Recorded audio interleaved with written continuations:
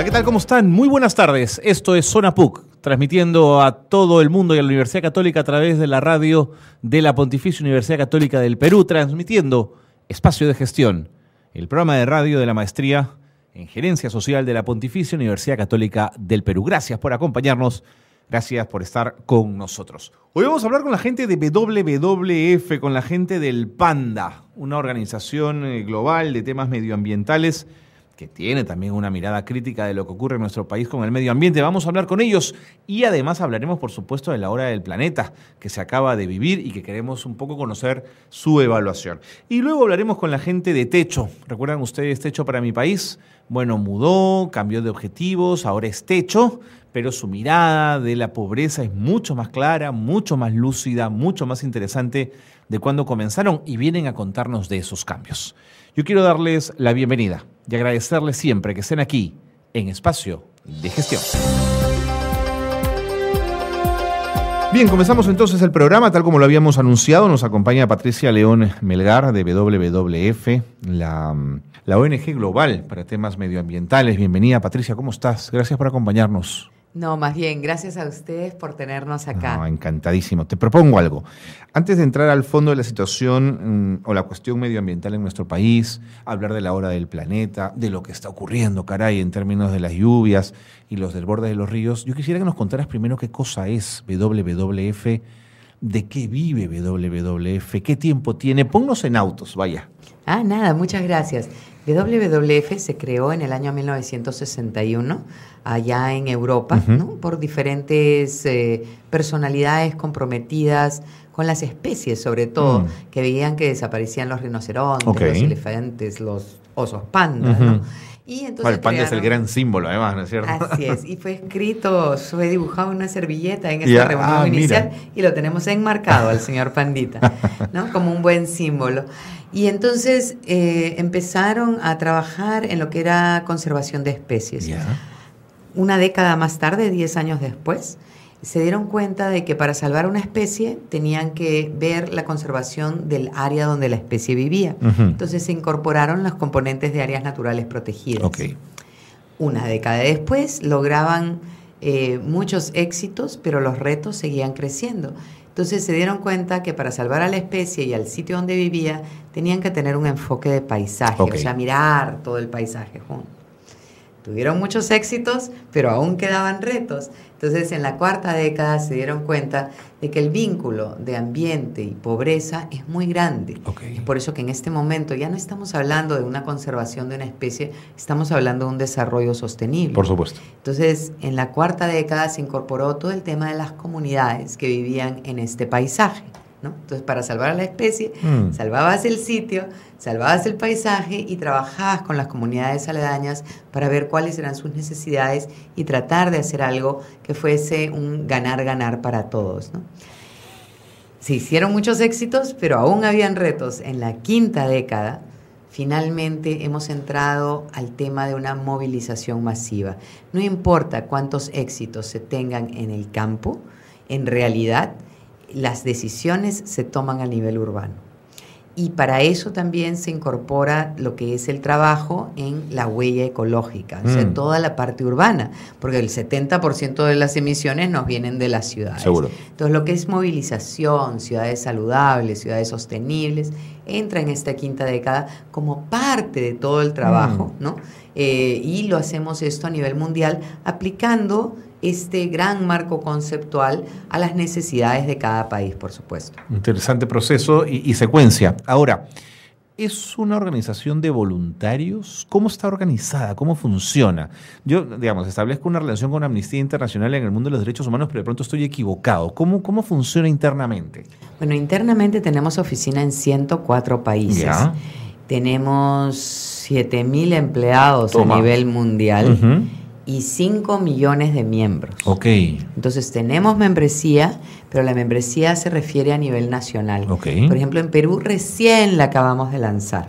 Por primera vez en nuestra historia, creo que tenemos 200 miembros. Pero estamos recién iniciados, ¿no? Pero, por ejemplo, en Holanda 1 de cada 6 holandeses es miembro de WWF. Y la membresía en WWF no es solamente, ¡ay, qué bonito! Digamos, hay actividades o algo divertido que hacer, sino que también tienen una capacidad de influir en lo que hacemos en cada uno de los países, ¿no? A través de consultas. ¿Esa membresía es un compromiso económico, es un compromiso de participación? ¿Qué es exactamente? Bueno, tenemos diferentes modalidades. Hay la membresía típica, que es un compromiso económico por el cual reciben ciertos beneficios, y lo típico, ¿no? También hay voluntariado. Y los voluntarios también son miembros. Por ejemplo, aquí en Perú estamos muy contentos, ahí sí tenemos mucho más miembros. Tenemos más de 200,000 seguidores en este momento. Y también estamos trabajando con las universidades, con las redes universitarias ambientales. Importante. Que realmente es como una extensión de las cosas que hacemos, porque en realidad tenemos objetivos en común, ¿no? Entonces, trabajamos con el tipo de voluntariado de otras asociaciones y de nosotros mismos como parte de nuestra membresía. ¿WWF recibe algún apoyo económico de los estados o no? Correctamente. Nosotros recibimos diferentes tipos de apoyo económico. Si lo cuentas a nivel global, no Perú, ¿no? El 70% de nuestros ingresos está recaudado a través de los miembros individuales. Es lo más grande. Okay.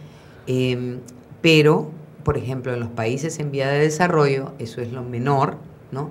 Y mucho más grande es bilaterales. Las bilaterales son como el gobierno de Noruega. Okay. La cooperación internacional, digamos. Correctamente, cooperación internacional, ¿no? Empresas privadas, si es que han pasado todos los controles, ¿no? Nosotros, por ejemplo, en el tema corporativo es algo interesante, ¿no? Pero tenemos un programa que se llama Climate Savers, los guardianes del clima, ¿no? En el cual una empresa se tiene que someter a tener una gran cantidad de factores a su favor, medir su huella ecológica, estarla reduciendo, tener metas específicas de reducción. Y cuando llegas a pasar todos esos controles, te conviertes en un climate saver, ¿no? Entonces, con esas empresas, nosotros estamos autorizados a crear proyectos en común. Si tenemos un trabajo con una empresa, por ejemplo, cualquier empresa que esté vinculada a hidrocarburos, no trabajamos con ellos. Entiendo, ¿no? Tiene que ser un sentido de coherencia, claro. Pero si, por ejemplo, una empresa de hidrocarburos me dice que quiere trabajar en un área natural protegida, y eso lo acepta el gobierno peruano, nosotros podemos presentarlos, pero de ahí no pasamos y cada quien toma sus decisiones. ¿Y WWF tiene rostro joven o rostro adulto? ¿Tiene rostro de hombre o rostro de mujer? Ajá. En Perú, el staff tiene rostro de mujer, el 90% somos mujeres. Tenemos muchos jóvenes, ¿no? Eso los millennials realmente se están activando como no se han activado nunca, ¿no? Sin embargo, en las membresías formales tiene rostro viejo en el viejo mundo, ¿no? Entonces ahora está viniendo todo una diferente era demográfica, ¿no? Y sobre todo son los millennials lo que están tomando la bandera de una forma impresionante. Estamos contentísimos. De acuerdo. Y en género, en los millennials está bien distribuido, por lo menos en lo que yo puedo observar en los seguidores de WWF. La labor de WWF exactamente ¿cuál es? Generar conciencia, hacer lobbies, cabildeos, presionar políticamente. ¿Cuáles son? Mira, en el Perú y bueno, en el mundo, nuestra misión es que el hombre conviva en armonía con la naturaleza para un beneficio de todos. De todos. ¿No? Entonces eso puede significar reducir la contaminación, puede significar reforestación, de todo, ¿no? Entonces cada país, ¿no?, elige en qué es lo que va a trabajar dentro de un marco conceptual. Trabajamos océanos, bosques, alimentación, o sea, seguridad alimentaria, seguridad hídrica y agua, seguridad energética y cambio climático y especies en peligro, ¿no? Y transversales, influencia en mercados, gobernanza y finanzas, ¿no? Hay un marco que tiene que seguir cada país. En el Perú, nosotros estamos registrados con lo que se denomina ENIEX, que es una organización internacional que tiene su sede en el extranjero. Por contrato, en el Perú, Nosotros no podemos hablar en contra del Ejecutivo o el Legislativo públicamente. Okay. ¿No? Entonces, cuando nosotros tenemos temas en común con el gobierno, lo apoyamos. Ajá. En el caso de que no estemos de acuerdo con el gobierno, nosotros presentamos un informe técnico de las bases para apoyarlos a que tomen sus decisiones o cambien sus decisiones. ¿De acuerdo? Pero es en el contexto de apoyo al gobierno peruano que trabajamos. Obviamente, donde fuimos creados, que es en Europa y en Estados Unidos, la sociedad civil trabaja diferentemente, ¿no? 1 de cada 6 holandeses es miembro de WWF y eso tiene peso en el gobierno, mucho más allá de lo que acá tienen peso las organizaciones de la sociedad civil. Entiendo perfectamente. Entonces, el nivel de representatividad es totalmente diferente. Nosotros apoyamos en la creación de políticas, manifestamos lo que queremos o no queremos de los gobiernos en donde estamos, ¿no? Pero nuevamente depende de cada contexto nacional, respetando las leyes de cada país. ¿Quién elige al representante en cada país de WWF? ¿Cómo es el cotidiano de la organización? Es una decisión administrativa. Ajá. Mi jefe es el vicepresidente de América Latina y él se encuentra basado en Quito. Okay. Y esa es la base para América Latina. Está en Quito. La base para América Latina, porque en realidad somos muy flexibles acerca de las necesidades del personal que estamos acostumbrados a vivir por el mundo entero. Entonces, la sede de América Latina está basada donde el director de América Latina está. Entiendo. Por lo menos en este momento, ¿no? Entonces, se adecuó la sede a su lugar de origen. Una última pregunta de WWF para entrar a temas más puntuales. ¿Es una organización sólida, potente, global, que puede ser transformadora con sus mensajes y su trabajo? ¿O todavía sientes que WWF le falta anclarse en la gente, en la sociedad? Esa mirada me interesa mucho, Patricia. Yo creo que WWF, a mí me atrajo trabajar para WWF, que yo entré en el año 2011. Porque hace mucho. Justamente es una de las organizaciones, en mi opinión, más poderosas del mundo entero. Yo estoy muy orgullosa de pertenecer al Panda, porque trabajamos temas que muy pocas instituciones trabajan, justamente por tener una sede en muchas naciones, ¿no? Y también por el rol que te explicaba antes que podemos cumplir en los países desarrollados, en los que se escucha la voz de la sociedad civil. Y además tenemos muchísima injerencia sobre los mercados internacionales. Por ejemplo, nosotros fuimos uno de los primeros y los creadores o el hermano mayor de la certificación forestal. Qué interesante. Y apoyamos a los gobiernos para que cierren sus puertas a comprar madera que no es certificada o que no tiene una verificación de origen, ¿no? Nosotros hemos logrado cambiar políticas de compra completa, por ejemplo, de Walmart, en las que ahora todo lo que compran en pescado tiene que ser sostenible. El problema es que no hay suficiente oferta para la demanda que generamos en muchos casos. Entiendo. Porque la oferta viene de países en vías de desarrollo en que las políticas muchas veces no favorecen lo que sí podemos lograr más fácil en los mercados internacionales, ¿no? Entonces, es para mí el reto inmenso, ¿no? Es cazar todas las oportunidades que nos da este alcance global con el desarrollo a nivel nacional. De acuerdo. Patricia, me tengo que ir a la pausa, pero no te vayas, por favor, quédate un rato más con nosotros porque quiero preguntarte por la Hora del Planeta, este esfuerzo enorme que han realizado, que ha pasado hace ya algunos días, y lo otro que quedaba pendiente, que es el tema de la situación de los ríos y de las cuencas en nuestro país. Gracias nuevamente por estar con nosotros. Hacemos una pausa y seguimos con más en Espacio de Gestión.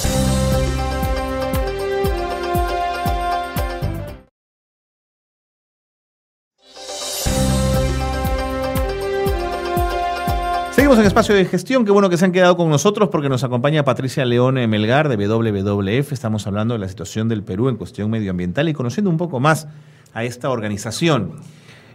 Patricia, ¿qué fue la Hora del Planeta? ¿Qué buscan con una acción política de ese tipo? Bueno, en realidad esta Hora del Planeta ha estado maravillosa. En realidad se creó en Sydney, Australia, hace 10 años. Este año estuvimos de aniversario. Y era un movimiento político en su país. Ujú. Buscaban los ciudadanos de Sídney llamar la atención del gobierno australiano para que ponga, digamos, políticas para el cambio climático. Ya. Bueno, como se dice coloquialmente, prendió fuego.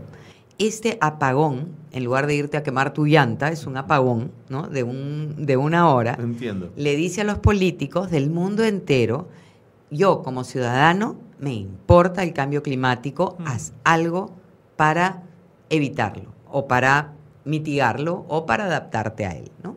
Entonces, aquí en el Perú, la historia de la Hora del Planeta, primero, impresionante. Es más, batimos los récords mundiales. Mira, no sabía ese dato. Uno de cada 3 peruanos con electricidad apagó su luz. Mira. Fue apoteósico, ¿no? Durante 3 años, impresionante.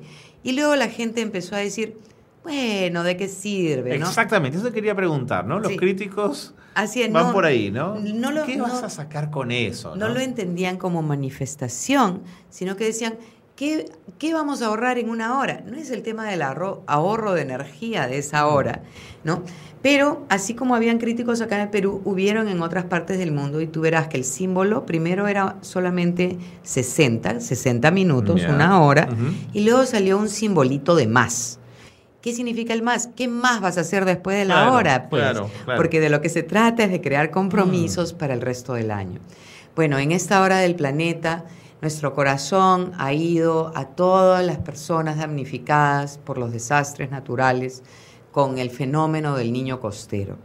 Obviamente nosotros aún no podemos aseverar si está o no vinculado al cambio climático, porque como hay una falta de predicción de los eventos, se puede juzgar a posteriori, después del evento. En julio estarán mirando si efectivamente estuvo vinculado o no. Pero sí sabemos, ¿no?, que el fenómeno del niño normal ha cambiado. Normalmente el año pasado hubiéramos sentido el efecto y hubo un super niño, pero lo sintió Centroamérica, California, Alaska y otros más, y no nosotros. Este año tenía que haber una niña mundial y le dicen la nada en lugar de la niña porque no sienten nada. Claro. Y nosotros más bien se nos está cayendo el cielo encima, ¿no? Entonces sabemos que hay más intensidad de los eventos climáticos, mayor frecuencia de los eventos climáticos y menor capacidad de predecirlos. Eso lo sabemos. Y en el Perú, otro factor que sí sabemos es que el Perú está entre el número 3 y el número 5 de posiciones del mundo. Ganamos en vulnerabilidad.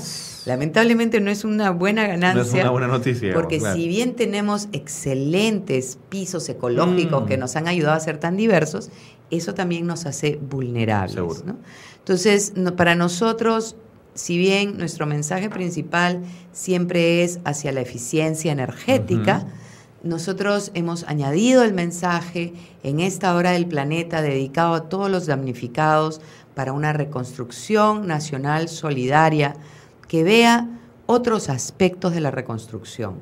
Todos estaban hablando del drenaje constantemente. Es obvio que nuestras ciudades no están preparadas para una lluvia. Así es. Pero este diluvio universal que nos ha caído, ni aun el mejor drenaje lo hubiera podido aguantar tampoco. Entonces, muchos ya han escrito en El Comercio este fin de semana, RPP, declaraciones, que hay algo como la zonificación que es básico. Hay algo que hemos hecho mal todos estos años, ¿no? Así es. Ayer Sol Carreño dijo, el fenómeno lo trae la naturaleza, el desastre lo crea el hombre. Cierto. Me encantó, porque realmente hemos construido donde no se debe construir. Si uno dice, pucha, yo no tengo casa, no tengo sitio donde vivir, igualito construiré en esta quebradita, aunque yo arriesgue mi vida. Bueno, pero no arriesga solamente su vida, sino de los que estaban siguiendo la ley, porque el agua busca su curso. Por supuesto. Y quien obstruye una quebrada, el agua se va por el otro lado. Seguro. Entonces no es solamente poner en peligro su vida, sino poner en peligro la de todos los vecinos y la ciudad donde vive, ¿no? Han habido tráfico de terrenos en que han engañado a las personas también. Eso lo sabemos todos. Y también tienes un tema mucho más amplio, que es el del manejo de la cuenca hidrográfica. Mira, se decía que el Perú, con el cambio climático podía sufrir de sequías. En lugar de eso, se nos está cayendo el cielo encima. Pero si hay una sequía y tú tienes plantas alrededor de tu río, ¿no? Y desde donde nace el río, el estiaje, la sequía es menor, porque las plantas van soltando el agua de poco a poco. Seguro. ¿Okay? Tú has visto en sombra, un charco no se evapora tan rápido como supuesto, cuando está de acuerdo. directo. ¿No? Entonces, el tener las riberas de los ríos, las quebradas, bien reforestadas para que nos ayuden, en época de sequía, nos ayuda a tener más agua. En época de catástrofe, que se nos viene el cielo encima, también nos ayuda a mitigar el impacto. Mira Ecuador, estaban no solamente con el drenaje de los ríos y con la limpieza de los cauces, sino que además tienen un manejo de quebradas muy bueno. Entonces, cuando viene la lluvia muy grande, no tienes la montaña al descubierto para que se deslave. Está toda llena de una protección y obviamente no significa que nunca haya un huaico, pero baja un montón. Además, si tú ves la historia del Perú, tú ves el trasvase de la Amazonía, de los ríos, cada vez que nos falta agua en la costa o para desarrollar la agricultura, porque el 98% del agua cae normalmente a las Amazonas, ¿no? Pero tú ves que hacen grandes trabajos como la represa de Tinajones y que se colmata 20 o 30 años antes de su vida histórica, porque no hay manejo de cuenca, entonces se sedimenta más rápido. Entiendo. Entonces tienes que inundar otra mitad del valle para crear tu otra represa. Bueno, pero Patricia, todo eso lo que estás mencionando va de la mano con algunas voces que hablan de establecer también una estructura, una división política del país en función a sus cuencas, que podría entrar no solo en la perspectiva medioambiental, sino también en la productiva, mercados, en fin, toda una serie de cosas si pensamos a nivel de cuencas. Las cuencas hidrográficas son la vida, es como la sangre que corre por nuestras venas. Qué buen ejemplo, claro. Así de sencillo. ¿Cómo lo organiza el gobierno? Hay muchos ejemplos. En México ha sido espectacular con agua, que es un símil a la Autoridad Nacional del Agua, pero potente, con muchos, ¿no? Dientes, sí, con muchos dientes y garras, ¿no? Sí, claro. Ha hecho una priorización de 263 cuencas hidrográficas, midiendo cuál es la vulnerabilidad de la cuenca, priorizando de acuerdo a los servicios que provee, ¿no? Entonces, hay mucho que hacer. Cómo organizarse depende de la cantidad de autoridad que le den al ente regulador y fiscalizador, ¿no? Acá nos estamos, yo que he venido después de 20 años fuera, lo que yo veo es que hemos atomizado el poder. Está disgregado en municipalidades, gobiernos regionales, el gobierno nacional, y dentro del gobierno nacional y del gobierno regional que lo ha emulado, porque cuando yo estudiaba en secundaria, los gobiernos regionales iban a ser para agrupar provincias. Ahora veo que hemos duplicado la burocracia, pero no agrupamos nada, ¿no? Entonces todos tienen que tener su división forestal, su división de titulación, su división agraria, ¿no? En fin, es un montón para duplicar, ¿no? Y las municipalidades también tienen una injerencia, entonces nadie toma una decisión porque la decisión está en 8, 9 o 10 manos al mismo tiempo. Entonces, ¿cómo vas a hacer? Una de las cosas que yo he planteado en esta hora del planeta pasada es que ustedes, los periodistas, ¿no? De repente aglutinándose, creen un portal ciudadano. Los ciudadanos estamos a merced muchas veces de esta anarquía política y el municipal o el regional o quien sea hace lo que quiere. Todos los vecinos se aunan para pedir que por favor no se tape una quebrada o no se invada una quebrada y se hace caso omiso. Los vecinos piden que por favor no se ponga un desagüe en una quebrada y se hace caso omiso. Nadie está escuchando la queja del ciudadano. Entonces debería haber un portal de transparencia en que los ciudadanos puedan tener una voz, porque ellos es como una alerta temprana. Claro. Son los primeros en enterarse de a veces la ineficiencia, a veces la negligencia, a veces la ignorancia y a veces la corrupción. Te entiendo. Porque todas las palabras son feas, pero todas están ocurriendo. De acuerdo. Ahora, la hora del planeta que amarramos con todo esto de lo que estamos hablando, ¿crees tú que como acción política, ¿a qué impregna en el alma de las personas? ¿Crees que hay toma de conciencia real de lo que está pasando?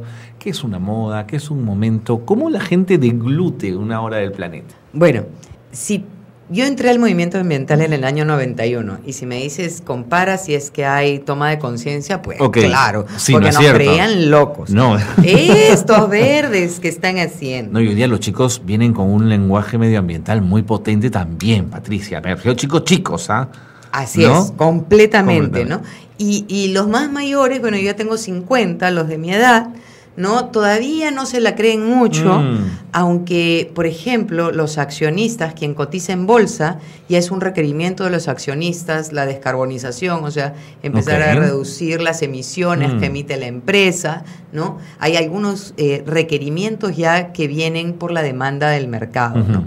En nuestro país ya lamentablemente, como estamos viviendo el cambio climático, no solamente en este desastre, pero el 30% de nuestros glaciares ya se han deshielado. Estamos, tú pregúntale a cualquier campesino que vive un poco más cerca de la tierra y te va a decir, no es que no llueva, es que ya no se sabe cuándo llueve, ya no sé cuándo plantar y cuándo cosechar. O sea, la gente que vive más cerca de la tierra se ha dado cuenta que el clima ha cambiado. Esto ya no es novedad para ellos y ha cambiado significativamente, ¿no? Entonces, ¿hay más conciencia? Sí, hay más conciencia. Hay una conciencia de que esto de acá no es solamente el papá gobierno o el papá iglesia que te tiene que venir a solucionar el problema. Eso falta. Falta la acción personal. Falta la acción personal diciendo, si apago la luz realmente estoy ayudando. No se la creen que algo tan chiquito hace una diferencia. Pero el 80% del consumo eléctrico en la ciudad de Lima es doméstico. 80%. Tremendo. Es doméstico. Entonces, sí, si eres consciente, por ejemplo, en lo que es eficiencia de aguas, tenemos como el doble del consumo promedio mundial en agua, así por lo es. general. Hay distritos donde es un escándalo la cantidad de consumo de agua per cápita, Patricia. Y con la gente que ni siquiera tiene acceso al agua, ¿no? Entonces, esa conciencia de que mi acción realmente importa, falta. Inclusive en aquellas casas en las que quizás no son muy pudientes, pero ven como un símbolo de estatus, ¿no? Por ejemplo, el uso de agua. Yo me acuerdo una chica que era una terapista de mi hijo, que vivía en Villa El Salvador, me decía, señora, yo estoy haciendo la lavandería y le digo a mi vecina que cierre el caño porque lo deja corriendo. Y me dice, ¿a ti qué te importa si soy yo quien lo pago? ¿No? Entonces va a todos los niveles, no solamente es el de arriba. Seguro. Entonces, pero esa conciencia de lo que yo hago impacta, y lo que yo hago impacta en negativo o en positivo. Totalmente. Para el beneficio mío y de mi comunidad. Eso estamos luchando, y la hora del planeta en el Perú, más que como un movimiento político, porque acá no es político, es de movilización ciudadana hacia un cambio. Muy importante, Patricia, lo que nos has contado esta tarde aquí en Zona PUC y en Espacio de Gestión. Muchísimas gracias. Muchísimas gracias. Y mucho más WWF, si es posible. Gracias por haber estado con nosotros. Saludos a todos Zona PUC y todos a escoger una acción climática para ayudar al Perú y a nuestro planeta. Muchas gracias. Patricia León Melgar ha estado con nosotros de WWF. Hacemos una pausa y seguimos con más en Espacio de Gestión.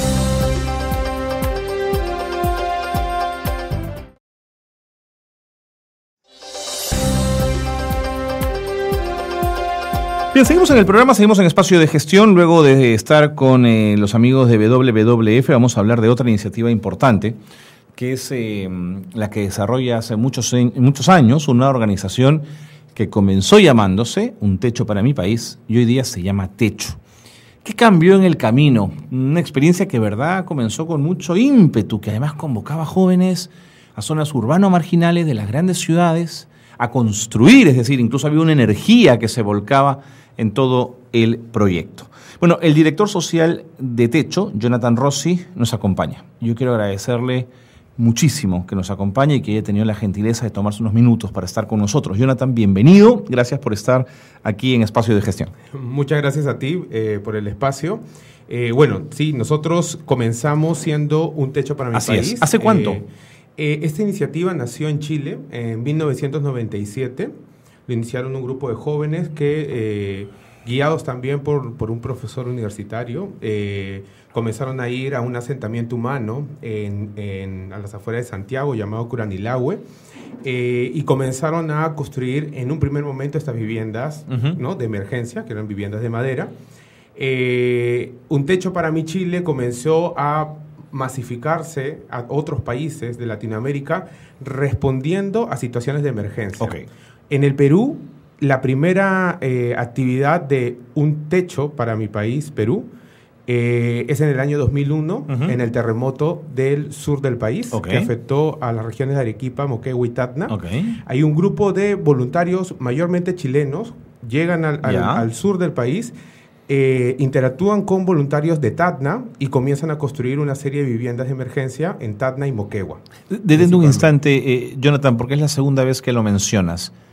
No es que se hacían casas para que la gente viviera para siempre allí, ¿no es cierto? Sino que hay una lógica de temporalidad instalada, ¿no es cierto? Exacto. Las viviendas que respondían a este programa de vivienda de emergencia eran viviendas y siguen siendo viviendas que responden a una situación de emergencia, ¿no? Bueno, lo que es la organización siguió creciendo en Perú y en el año 2007 se hace más conocida por la respuesta inmediata para el terremoto de Pisco. Claro, ¿no? Lo recuerdo en un buque de la Marina, incluso llevando cosas, ¿no? Exacto. Nosotros habíamos terminado una construcción de viviendas de emergencias en un asentamiento humano de San Juan de Lurigancho. Y recuerdo que eso fue el 15 de agosto del 2007. Nosotros habíamos terminado la construcción unos 2 días antes. Y cuando ocurre el terremoto, lo que hicimos fue juntarnos, comenzamos a articulamos con las Fuerzas Armadas y de esa manera pudimos movilizarnos a través de un buque que zarpó desde el Callao. Me acuerdo clarito, llegó hasta Pisco y llegamos con viviendas, materiales, algunos materiales que venían desde acá, pero desde Chile también, porque la carretera, por supuesto, estaba cortada. Estaba obstruida y llegaron las viviendas desde Chile y comenzamos a construir 5 días después de la emergencia. La gente que recibió la ayuda y que recibió las casas de emergencia, ¿percibió lo mismo con respecto a la temporalidad? ¿O ustedes han podido ver en el tiempo que se quedaron ahí un buen tiempo? Como nosotros lo vemos, depende del contexto, ¿no? De cada una de las situaciones que correspondan a las comunidades. Hay comunidades que se vieron afectadas y que eran asentamientos humanos y por ende concentraban mucha población en situación de pobreza. Muchas de estas personas ven esta vivienda como no de corto plazo, sino de mediano plazo. Cuando también interveníamos, porque en situación de emergencia intervenimos dando prioridad sí a los asentamientos humanos, pero también a afectados en general, ¿no? Seguro. A las personas que eran de urbanizaciones, asociaciones, eran mucho más rápido que después de un tiempo, de unos meses, 3 meses, 6 meses, también con el bono que recibieron, podían construir una vivienda de mejor material, ¿no? La historia de techo para mi país, antes de ser techo, ¿cuántas casas construyó?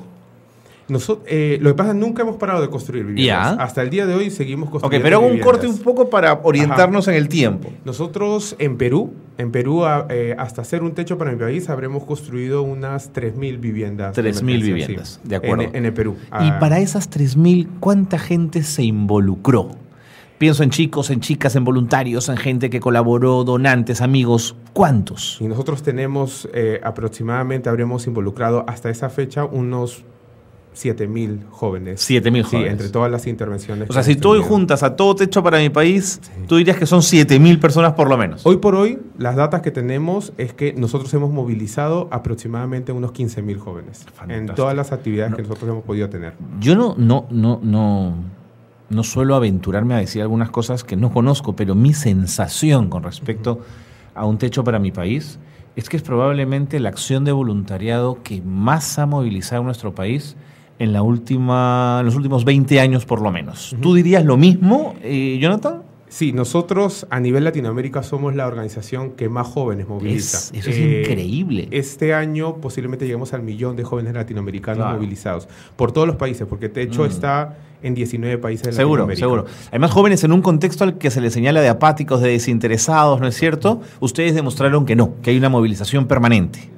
Una de las fortalezas de la metodología de intervención del Techo es que hace que los jóvenes nos pongamos en contacto con esta realidad que hoy por hoy la estamos conversando por el tema de una situación de emergencia, ¿no? que corresponde al tema de los huaicos.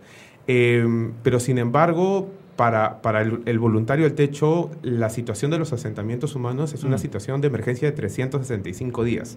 ¿No? Y tener ese contacto con una zona de la ciudad que no tiene acceso a servicios básicos, que no tiene acceso a los mismos derechos, a los mismos beneficios que normalmente nosotros sí contamos, para nosotros eso es un sentido de injusticia, ¿no? Y eso es lo que nos hace tomar acción. Y nos hace ser conscientes de que hay una realidad que es desigual, que es injusta, que es problemática y que tenemos que resolverla. Claro. Algo de lo que siempre me he sorprendido con respecto a un Techo para mi país es la forma como se aproximan a la comunidad en la cual van a intervenir. Es decir, no llegan con madera, clavos y casas prefabricadas a decir, aquí nosotros vamos a decir cómo se tienen que hacer las cosas. O sea, no es un discurso que impone, sino es un discurso que necesita que la comunidad los acoja y los reciba. Exacto. Eso siempre ha sido una característica importante. El trabajo de Techo no es trabajar para las comunidades. Nosotros no trabajamos para las comunidades, nosotros trabajamos con comunidades, claro, con vecinos. El trabajo del Techo sí ha cambiado. ¿Y por qué cambiamos de un Techo para mi país a Techo? Eso te iba a preguntar. Eso fue en un encuentro latinoamericano de líderes comunitarios. Okay. Nosotros hicimos un esfuerzo para hacer el primer encuentro en donde íbamos a juntar a todos aquellos líderes con los cuales ya veníamos trabajando en diversas comunidades de los 19 países. Okay. Y los juntamos aquí en Lima. Eso fue en el año 2012. En ese encuentro lo que hicimos fue una evaluación con ellos de cómo era nuestra intervención. Y es en ese momento donde después también de muchas reflexiones, junto con ellos decidimos de que el foco del trabajo iba a ser hacia el potencial humano, hacia el capital humano que hay en las comunidades. Okay. Ellos nos propusieron enfocarnos a lo que es el fortalecimiento de las capacidades comunitarias. Y ¿eso fue muy claro, Jonathan? ¿El mandato era ese? Eso en realidad en ese momento cuando se dio el encuentro para nosotros fue como un momento de cachetada, por así decirlo, porque nosotros pensábamos que los líderes nos iban a decir apuntemos a una vivienda, claro, de más largo plazo, claro, de mejor material. No, les cambiaron el norte. Ellos nos dijeron la realidad es esta. Nosotros estamos viviendo en asentamientos informales y nosotros queremos conseguir primero el acceso a los servicios básicos. También queremos un mejor espacio para nuestros hijos. Queremos muchas cosas, ¿no? Queremos tener un nivel de calidad digna. Pero eso no lo vamos a lograr con ustedes porque ustedes no se van a quedar aquí toda la vida. Ustedes están por un momento. Es absolutamente claro nosotros el mensaje, somos los que nos quedamos aquí y nosotros queremos tener esa misma capacidad que tienen ustedes, esa misma capacidad de poder ir y hablar con la municipalidad y pedir permiso para que se puedan quedar a dormir en un colegio. Nosotros queremos tener esa misma capacidad para ir a hablar con la municipalidad y exigirle que nos dé, no sé, las constancias de posesión. Okay. Entonces, queremos tener esa misma capacidad, ese mismo liderazgo, porque ellos sabían que tenían esa capacidad, sino que había que fortalecerla. Y nos pidieron eso. Cuando a nosotros nos pidieron eso, eso iba también acorde a las reflexiones que nosotros teníamos de que la pobreza es una situación multidimensional. Absolutamente. No se puede resolver solamente de una sola mirada, claro, de madera. Claro. ¿No? Que era una de las críticas que además se les hacía al principio del programa, ¿no es cierto? No están resolviendo el asunto de fondo, ¿no? Y nuestro objetivo era superar la situación de pobreza. Claro. Entonces, el objetivo era muy amplio, ¿no? Para una acción muy concreta. Y es ahí donde decidimos un poco cambiarnos a Techo para también comenzar a un cambio interno hacia la metodología, una metodología de intervención un poco más constante, más orientada hacia el fortalecimiento de las capacidades comunitarias, que ahí las identificamos como el fortalecimiento de la identidad, la participación, la organización, el trabajo en red y, por último, la autogestión. Okay. Cuando nosotros ya vemos que la comunidad tiene muy fortalecida la autogestión, ya es el momento de nosotros irnos, ¿no? Hoy por hoy el modelo de intervención es un modelo más constante. Nosotros ya no somos la organización que llega a una comunidad, hace un levantamiento inicial, identifica qué familias son las que tienen mayor precariedad habitacional, construye viviendas y se va. Ya no. Hoy por hoy nuestro modelo es ir a una comunidad, ver los criterios que nosotros tenemos para poder entrar a una comunidad, y eso cambia de acuerdo al país. En nuestro caso, tienen que ser comunidades que tengan un tiempo de asentadas, que tengan constancia de posesión, porque no podemos entrar en comunidades totalmente informales, porque aquí hay un problema muy fuerte que es el tráfico de terrenos, y no podemos alentarlo. Seguro. Nosotros trabajamos también con comunidades que tengan falta de acceso a servicios básicos, que haya precariedad habitacional, que sea seguro ingresar, porque nuestro modelo se sostiene con voluntarios, que el acceso a la comunidad también sea posible por voluntarios que van a ir domingo a domingo. Luego de haber identificado esta comunidad, lo que hacemos es un levantamiento de información masivo, ¿no? Un encuestamiento. Luego de ese encuestamiento, lo que conformamos es un equipo de comunidad. Este equipo de comunidad va a estar conformado por vecinos y voluntarios. Y lo que ellos van a hacer en un primer momento es van a levantar herramientas de diagnóstico participativo. De acuerdo. De ese diagnóstico te propongo, Jonathan, hablemoslo después de la pausa, que me tengo que ir al corte. Muchas gracias por estar con nosotros. Gracias a Techo por estar aquí en el programa. Pausa y volvemos con más en Espacio de Gestión.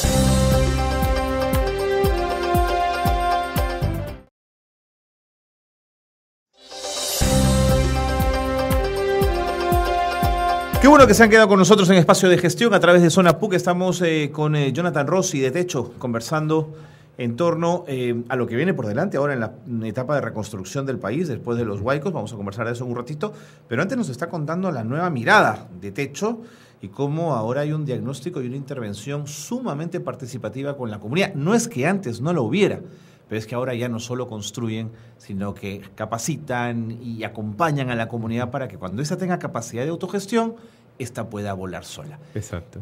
¿Cómo dialoga estudiantes de universidades privadas, seguramente principalmente, que son una élite intelectual o serán en su momento una élite intelectual en el país, con sectores pobres? ¿Cómo se dialoga? Hay un espacio de capacitación para todos aquellos voluntarios que tienen esta responsabilidad del relacionamiento comunitario, ¿no? Ellos son los coordinadores de equipo de comunidad. Hay una capacitación de 5 semanas y son no solamente estudiantes universitarios, son personas que ejercen algún oficio. Personas, yo me quedo con la etapa del estudiante, pero con maestría y escolares también.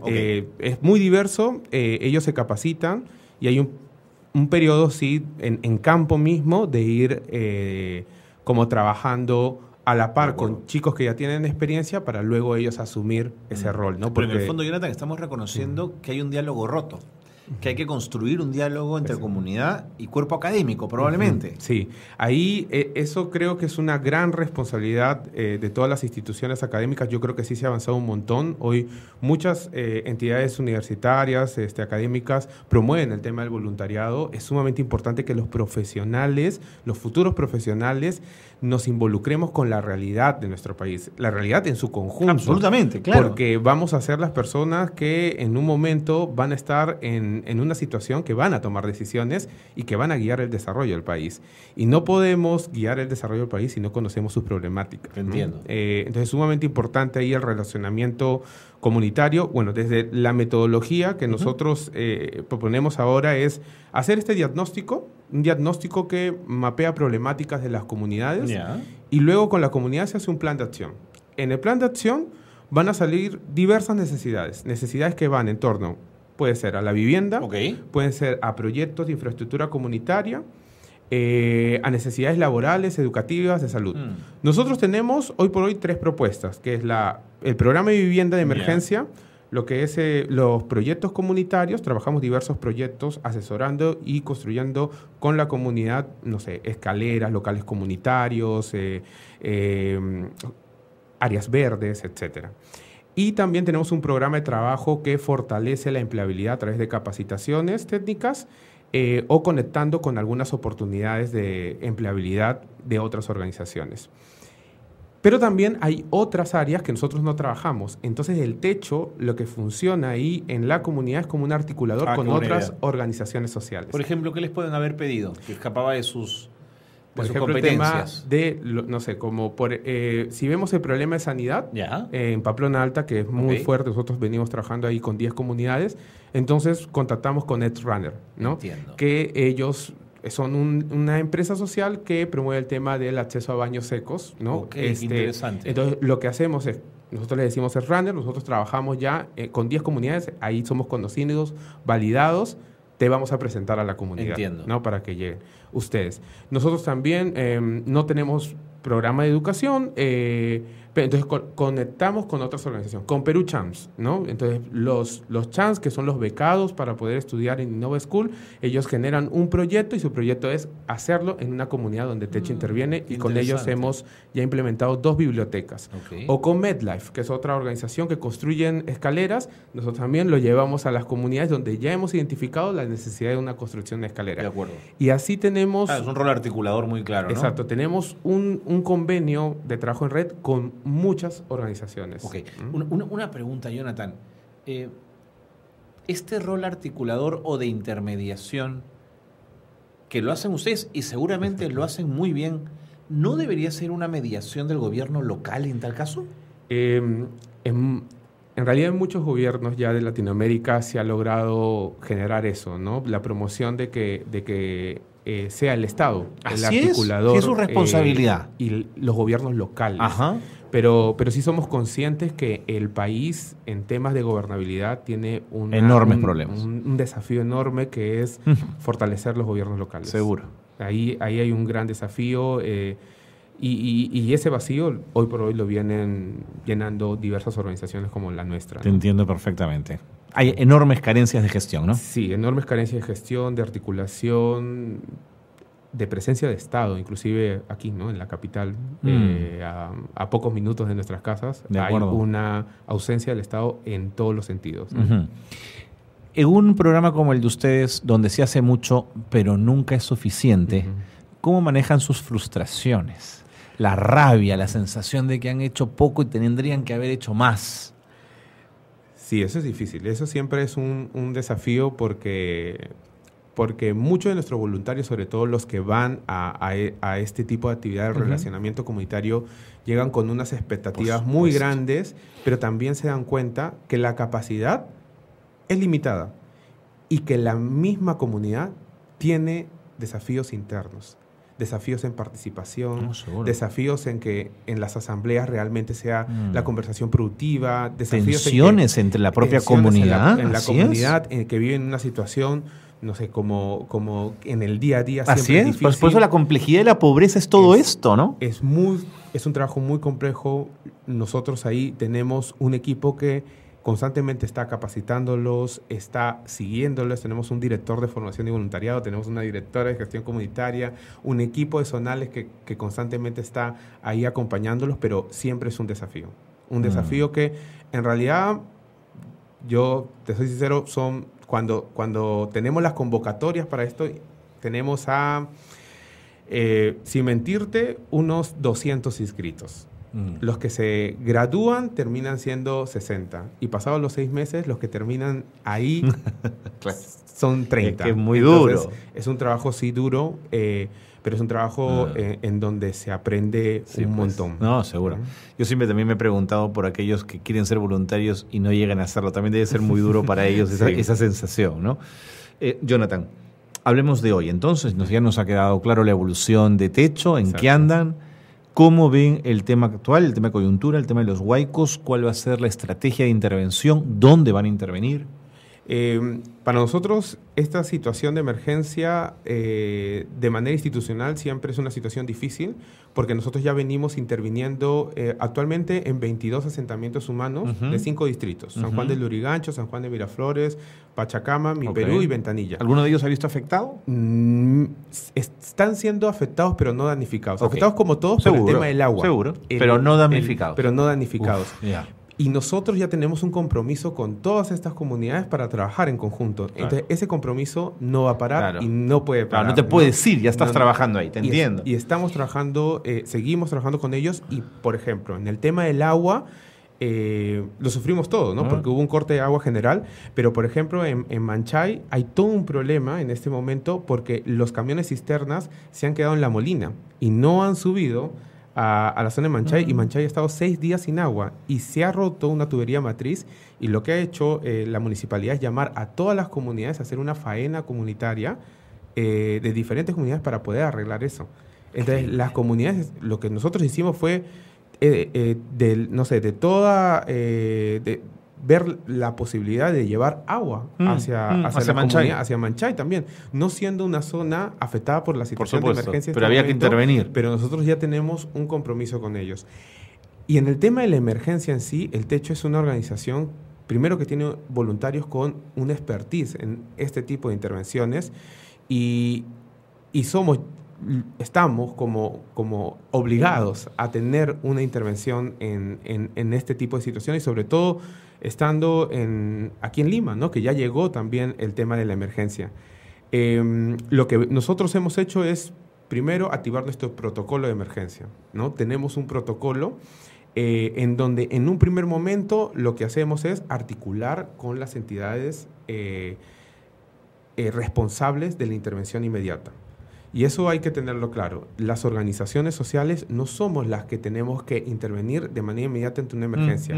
Quien son los responsables es el gobierno local y INDECI. Y uno se suma como organización, a apoyar, identificando dónde va a apoyar realmente, ¿no? Entonces, lo que vemos hoy día es magnífico, ¿no? Mucha gente con muchas ganas de apoyar, con muchas ganas de... El exceso de apoyo es una torpeza también, ¿no? Y ahí hay que ver cómo es la intervención, ¿no? Por ejemplo, nosotros vemos de que mucha gente va hacia la zona de desastre con donaciones, pero quizás lo que requiere la familia en un momento son carpas, y que se habilite el espacio para poder ubicar una carpa, porque pueden tener muchas donaciones y no saben dónde ponerlas. Exactamente. Y de ahí, cuando llevamos también un exceso de donaciones, ¿cómo las repartes? ¿Cómo las distribuyes? Claro. Ahí, para tener en cuenta, en la emergencia es sumamente básica el fortalecimiento del liderazgo comunitario, el dirigente. Si llega una ONG con un camión y comienza a tirar donaciones, y por ahí va a haber una parte de la comunidad que no recibió, no se van a ir a quejarse con la ONG, van a quejarse con el líder, y debilita lo que es el liderazgo comunitario. Claro. Y en realidad es sumamente importante fortalecer el liderazgo comunitario, porque el líder de la comunidad es el responsable de la activación del protocolo de emergencia cuando una comunidad se ha visto afectada. La municipalidad, con su representante, INDECI, con sus representantes, no van a ir familia a familia, van a ir donde el líder comunitario. Seguro. Entonces, el modelo de intervención siempre tiene que ser articulado, ¿no? Sobre todo para organizaciones que no tienen el expertise, pero que tienen muchas ganas. Te acercas al COE de la zona, articulas ya sea con INDECI o con la municipalidad, y con ellos di que tienes manos y brazos disponibles, ¿no? Y herramientas, si es que la tuviese, que van a estar ahí para apoyar, ¿no? Pero tienes un problema adicional, Jonathan, o me corregirás si me equivoco, y es que estamos hablando de intervención probablemente en ciudad o en zonas urbano-marginales de la ciudad, donde sí es posible la organización en comunidad. Pero ¿qué pasa en un centro poblado de menos de 200 personas, físicamente disperso? Pienso en Nuevo Cucungará, en Piura, pienso en Atahualpa de Tabaloa, en Pucallpa. ¿Qué haces ahí? Inclusive aquí, en la ciudad, en la zona rural de Lima, hay bastantes poblados que se han visto afectados. O sea, yo escuchaba mucho, claro, Chosica, claro. Carapongo, pero Santa Rosa de Quibes ha estado incomunicada. A nuestro fanpage nos han escrito alcaldes desesperados de pueblos diciéndonos estamos incomunicados en Corgos, etcétera, etcétera. Lo que hemos hecho nosotros como organización es, primero, hemos comenzado a articular. Todas las mañanas nos estamos reuniendo con la Dirección de Poblaciones, Desarrollo y Voluntariado del MIM, del Ministerio de la Mujer. Todas las mañanas, a las 8 de la mañana, todos los días nos reunimos para dar un reporte. Despacho. ¿Quiénes nos estamos reuniendo? Las ONGs organizadas. Fantástico. ¿Quiénes están ahí? Está UNV, a través de la red Soy Voluntario, que en realidad es la plataforma donde todos nos unimos. IESET, Crea Más, Voluntades y Voluntarios BCP, junto con Techo. Okay. Nos sentamos y en despacho todos comenzamos a hablar cómo están yendo los centros de acopio, cómo están yendo las intervenciones en campo, y desde ahí nosotros también damos información que está llegando para poder apoyar a este tipo de poblaciones. Ahora, lo que yo sí veo y sí hay que ya para terminar, Jonathan, que el tiempo nos gana. Ahí hay que reconocer de que sí estoy viendo una capacidad de respuesta del Estado. Okay. ¿no? Eso sí. Hay un gobierno que está trabajando. Hay un gobierno que sí está interviniendo y yo creo que lo positivo en este momento ante este tipo de respuesta efectiva es sumarnos. Correcto. Además, mira, de las desgracias se aprende. Es quizás una experiencia para un futuro problema grande que tengamos en el país, que ya sepamos cómo actuar y repitamos las cosas que funcionaron bien. Muchas gracias, Jonathan. Ha sido un gusto conocerte. Y vente de vez en cuando a contarnos más cosas de Techo. Feliz y contento de llegar aquí. Muchas gracias. Jonathan Rossi de Techo ha estado con nosotros conversando de la organización, de sus esfuerzos, de su historia y de su voluntariado, que es tan importante. Con esto le ponemos punto final al programa. Gracias por habernos acompañado. Gracias por estar con nosotros siempre en Espacio de Gestión, el programa de radio de la Maestría en Gerencia Social de la Pontificia Universidad Católica del Perú. Muy buenas tardes a todos.